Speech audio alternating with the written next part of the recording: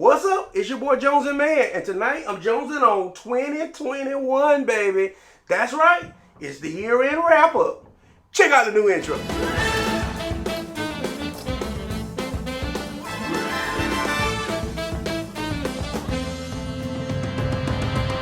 New intro in full effect, baby. Hey, and if this is your first time watching, I'm Jones and Mann, your resident intoxicologist, or I like to call it spirits guide. And all of my content is around spirits and cocktails and everything associated with it, baby. So stick around, hang in with me. We're going to try some good stuff and have some fun. Now, if you've been rocking with me all year long, if you haven't, feel free to click that bell and subscribe. But if you've been rocking with me all year long or just part of the year, wherever you join in on this journey, this is the year-end wrap-up. And man, we've done a ton of bottles. One bottle every Friday at least, baby. We've been tons of places, and we've had a bunch of special guests throughout the year. And we've had some major events happen along the way. So that's what we're going to be talking about tonight. I'm going to grab me something to drink, and let me go and pull out a couple bottles. Let's get into it. Oh man, there's so many bottles that we've gone through this year.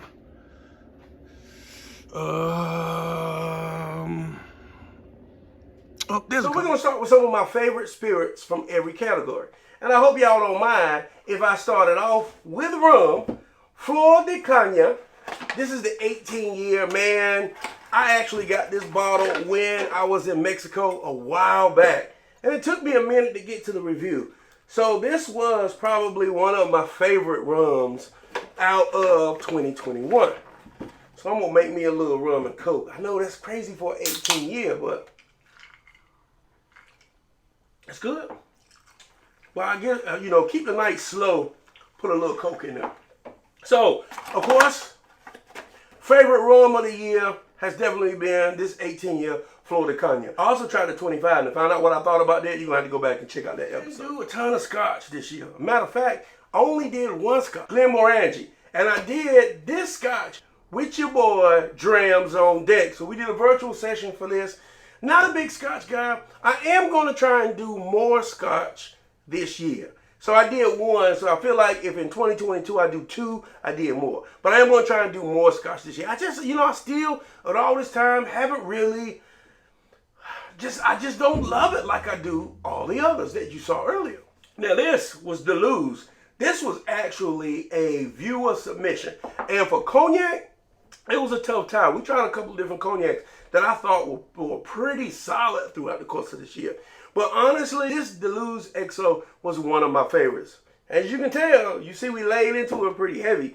Now, one, because it was a viewer submission. I love that aspect. So feel free to send me a bottle and I'll definitely review it. But on top of it being a viewer submission, it was also a really solid bottle. It was something new, something I didn't know about. You definitely want to check out that review. There was one other one that I tried this year, Dupriet. And that one was solid too, but the viewer submission kind of took this one over the edge. On the vodka world, y'all know Blue Shark and Wheatley's are my favorite. This summer citrus was my favorite. Now there were two releases this year, I believe. There was summer citrus and there was also the pomegranate. I didn't really try a lot of vodka this year, so this is gonna be the winner for right now. For whiskey, I gotta go back to Tennessee, man. I tried with my homies, check out that video, the Bell Mead Honey.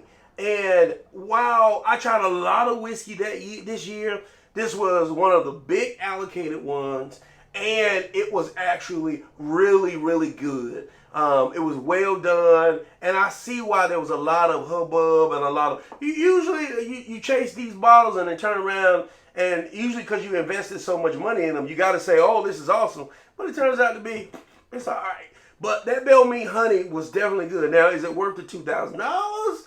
Now, I'm not saying that, but if you can find a bottle at retail or right around retail, I would definitely say pick that up. Now, when we start talking about tequila, I gotta go Tequila Ocho, baby. I haven't gone through a lot of this because I've been trying a lot of tequila this year, But this one was really, really good, man. It was a solid pour. Price point's not too bad on it. It follows all the traditional standards for tequila, even though I don't really, I hate to say I don't care about that, but at the end of the day, if it's good tequila, it's good tequila. If I enjoy drinking it, I enjoy drinking it. But this was actually really solid, and I enjoyed it. Some honorable mentions that I would include in that is Siempre Tequila and Comisario. Not only are they solid tequilas, their price point's really good on them, and they're really great companies to work with. I also want to give the nod out to an Irish whiskey because it was a real standout this year. Yellow Spot. Man, if you like Irish whiskey and you haven't tried this, you blown away, completely blown away. Like, originally I was a Redbreast 12, Redbreast 27 fan, like as the upper echelon of Irish whiskey, until I tried this. Because when you start talking about those price points in comparison to this price point and this flavor, this Yellow Spot's pretty hard to beat, in my opinion. Now, we talked about the best. We got to talk about at least what is the worst bottle of the year. And now, there were a few that I really didn't love as much and just maybe not being within my wheelhouse. But pound for pound, this bottle has been the worst bottle of the year. And I'm going to say it's been the worst bottle for a couple of different reasons. One, the overall taste of the bottle. You know, I think it wasn't a great experience anyway. It wasn't a spectacular experience. When you combine that also with the price point of this bottle. So those two things together, really, you know, if you got a expensive bottle but it tastes great, then you're going for the win. But if you got an expensive bottle and it doesn't even taste that great, I think this was a big mix of hype, marketing, one of the most overhyped bottles of the year, in my opinion. Such a big letdown. Don Julio Primavera. Man, you had the box, the orange look, this sexy new 1942 bottle look, and honestly, it was mediocre reposado at best. You know, I'd rather have, there's a double oak reposado that I would rather have at half the price of this bottle. If I can warn you against buying anything this year, it would have been this Don Julio Primavera. Man, this year we've been all over the place. We've been to Mexico, Kentucky. We did the Bourbon Classic. We also did the Bourbon Trail out of Kentucky, Louisville. We did multiple trips to Nashville and Tennessee, Myrtle Beach, South Carolina. We were all over there. I mean, don't forget about Maryland. Don't forget about Florida. All over the place in 2021. And this was a kind of COVID year kind of deal. So I'm hoping that Omarion, touch. That wasn't an Omarion song, was it? But I hope Omarion, I'm sorry about y'all on it. I'm hoping that, you know, that this year kind of settles out a little bit and we can get to go and do more festivals. Oh, that's right. We were in California. We did the LA Tequila Festival. Everywhere, baby. You know, it's just been a really good year. I appreciate y'all rocking with me throughout the process and just, you know, kind of hanging in there, kicking it with your boy, liking videos, hopefully sharing content. Man, I anticipated 2021 to be fantastic. We started off the year with Mark the Shark, the owner of Blue Shark Vodka. I mean, it was just set up for a great year, and I really feel like even in the midst of everything and with the help of you guys, it has been a really great year. A lot of things have gone on. We've had tons of special guests throughout this process.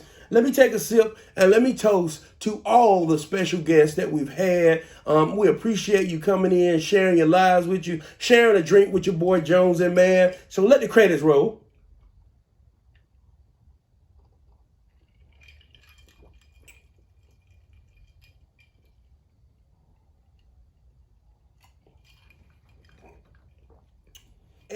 I hope to have you back next year and more guests in 2022, rocking with your boy. Big shouts out to all the sponsors, either official or unofficial. CW Spirits, baby. Now look, y'all been rocking with me. You say you rock with me. You say you support your boy. I need you buying your alcohol from cwspirits.com/Jones and Mann, or use my code Clinkum5 to make sure I can keep buying bottles, keep traveling, keep putting content out for you guys, keep this ball rolling. The way that now you can make donations. You can go to Cash App at Jones and Mann. You can go to Venmo at Jones and Mann. But you buying stuff for you helps to take care of me. It's just an easy process. That's the way that it happens. Also, in August of this year, my big homie, Fat Uncle Jones, left the show. He left the show officially for good. We might have some cameos from time to time, but for those that have been long-term or Jonesers, Jones is officially left. He will no longer be a part of the show. No bad blood. Go back and watch the EC18 episode as we kind of talked about it. This process started with me wanting to get into this YouTube social media world. Jones never wanted to do it. He just joined me along on the process. I've adopted the moniker Jones and Mann because I'm a Jones too. And I'm just carrying the torch from here on. So I appreciate you guys rocking with me. 2021 has been phenomenal. I've tasted a lot of great bottles. I've had a lot of really great experiences. I love trying to respond to as many comments and messages that you guys can send.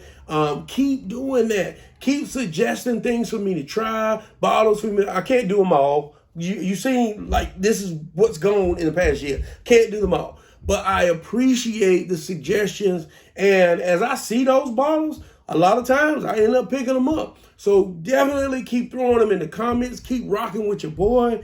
I appreciate it. This is the reason I got into this, was to educate folks about spirits and also open the world up for everybody. We're not just supposed to drink cognac or whiskey or vodka. If you do and you like that, that's perfectly all right.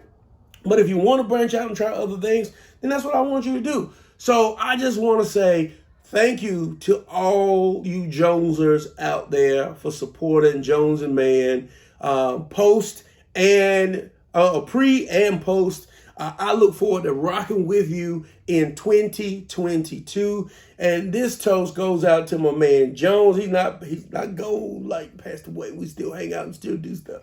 But this final toast is to my homeboy who rocked with me in the beginning of this, even though he didn't really want to. And I would not be the friend that I am if I didn't close this thing out. A nod to my boy who helped me kick it all off. Now, follow me on Facebook, Instagram, Twitter, Tiki. I don't do much on Twitter, but on TikTok. Share, shop, do everything with your boy. And I'll see you in 2022. Jones and Mann, clink 'em and drink 'em.